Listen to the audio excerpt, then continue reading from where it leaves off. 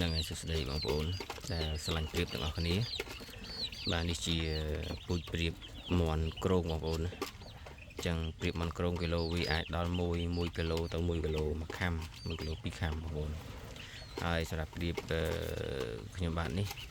មួយត្រឹមតែ8ខាំ9ខាំទេរកអាគីឡូធំអត់បានទេប៉ុន្តែប៉ុណ្នេះខ្ញុំគិតថានៅអាចទទួលយកបានបងប្អូនមើលវាសឹងតែប្រព័ន្ធមន់ក្រមុំមួយហើយបាទនេះកំពុងតែស៊ីចំណី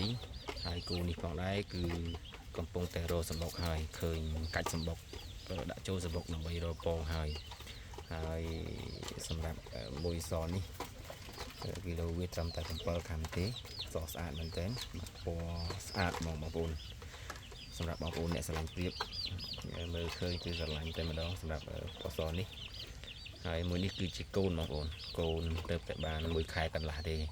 ស្លឹងកាលពីព្រឹកមិញគឺបានចំនួន7ខាំហើយ1ខែកន្លះ7ខាំអញ្ចឹងសត្វព្រៀបគឺជាសត្វដែលងាយស្រួលចិញ្ចឹមហើយនឹងឈ្នះជំងឺអត់ឈឺដូចមាន់ទេហើយបើឈឺក៏អាចថាងាប់តែ1ឬមួយក៏2ដែលឈឺខ្លាំងដែរណាវាមិនងាប់ម្ដងទាំងអស់ដូចមាន់ហើយសម្រាប់ពណ៌ខ្មៅនេះស្អាតមែនទែនបងប្អូនណាសម្រាប់អ្នកដែលស្រឡាញ់ពណ៌ខ្មៅខ្ញុំហ៊ាននិយាយថាគឺស្អាតនៅពេលដែលវាឡើងគឺស្អាតមែនទែនមួយនេះចំនួន7ខាំដូចគ្នាបងប្អូនបាទនោះដេកមើលទៅឃើញមែនទែនតែម្ដងមួយនោះគឺជាមេបា7ខាំកន្លះហើយមួយនេះជាឈ្មោលគឺ8ខាំជាង7 9ខាំបងប្អូន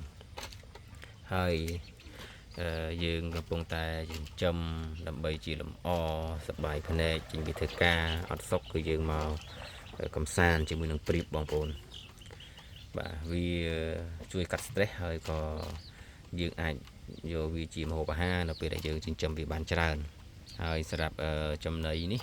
គឺយើងឲ្យវាស៊ីជាមួយនឹងចំណីកូនជ្រូកហើយនឹង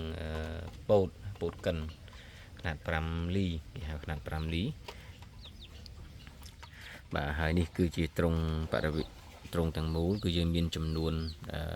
10ព្រៀបប៉ុន្តែសម្រាប់ក្នុងត្រង់នេះគឺនៅសល់តែ8ព្រៀបទេដោយសារតែព្រៀបមួយគូទៀតគឺកំពុងតែពងក្នុងសម្បុកចិត្តនោះបងប្អូនឃើញទេនោះគឺមួយគូ1គីឡូ8ខាំបងប្អូនព្រៀបកំពុងក្រាបពងនោះខ្ញុំនឹងឲ្យបងប្អូនទៅមើលជាមួយខ្ញុំទាំងអស់គ្នាបាទហើយត្រង់ព្រៀបនេះយើងមិនចាំបាច់បិទក៏បានដែរបងប្អូនវាមិនផ្អើលហើយក៏មិនហើរទៅណាដែរវានឹងត្រឡប់មកផ្ទះវិញទេគ្រាន់តែយើងត្រូវការបិទដើម្បីកុំឲ្យមន់ហក់ចូលទៅវាចឹកព្រៀបយើងធ្វើឲ្យព្រៀបយើងឈឺបងប្អូនហើយនេះជាត្រង់កូនមន់យើងចាំក្បែរនេះបាទជាការកំសាន្តទេបងប្អូនមិនមែនជាកសិដ្ឋានចំធំដុំអីទេយើងចំគ្រាន់ជាការកំសាន្តលម្អសប្បាយភ្នែកសប្បាយអារម្មណ៍បាទនេះគូនេះបងប្អូននេះគឺធំតែមែនតែម្ដងបងប្អូនបាទបងប្អូនមើលបាទគូនេះធំណាស់នេះគឺជាញីបងប្អូនញី8ខាំបងប្អូន8ខាំហើយសម្រាប់ឈ្មោលដែលកំពុងតែក្រាបនោះគឺ9ខាំជិត1គីឡូបងប្អូនអាចនឹងឆ្ងល់ថាហេតុអីបានជាឈ្មោលជាអ្នកក្រាបពងបាទបងប្អូនសត្វព្រៀបគឺខុសពីមាន់បងប្អូនព្រៀបហើយនឹងឈ្មោលហើយនឹងញីគឺពួកគេក្រាបដូចគ្នាបងប្អូនមានតួនាទីក្រាបពងដូចគ្នាណាបងប្អូនណាអញ្ចឹងរៀងរាល់ថ្ងៃគឺយើងតែងតែឃើញមីគូនេះគឺផ្លាស់ប្ដូរគ្នាដើម្បីក្រាបពងបងប្អូនណាមិនមែនក្រាបតែញីទេខុសពីមាន់បងប្អូនអញ្ចឹងបងប្អូនត្រូវដឹងថាព្រៀបគឺយើងត្រូវការមួយគូអត់អាចចិញ្ចឹមមេ5ហើយឈ្មោលមួយដូចជាមាន់ទេបងប្អូនមាន់ឈ្មោលមួយគឺអាចជន់មេបាន5ប៉ុន្តែសម្រាប់ព្រៀបគឺជាសត្វដែលស្មោះស្ម័គ្រនឹងស្នេហាណាគឺ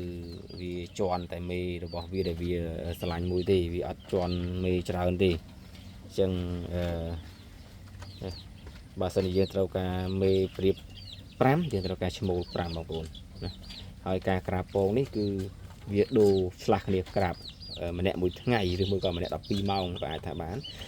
ពួកឯងខ្ញុំតែងតែសង្កេតឃើញថារៀងរាល់ពេល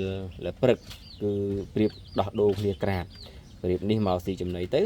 ហើយព្រៀបនោះគាត់ទៅក្រាបម្ដងហើយសម្រាប់ព្រឹកស្អែកព្រៀបនោះនឹងចុះមកស៊ីចំណីហើយនឹងព្រៀបនេះ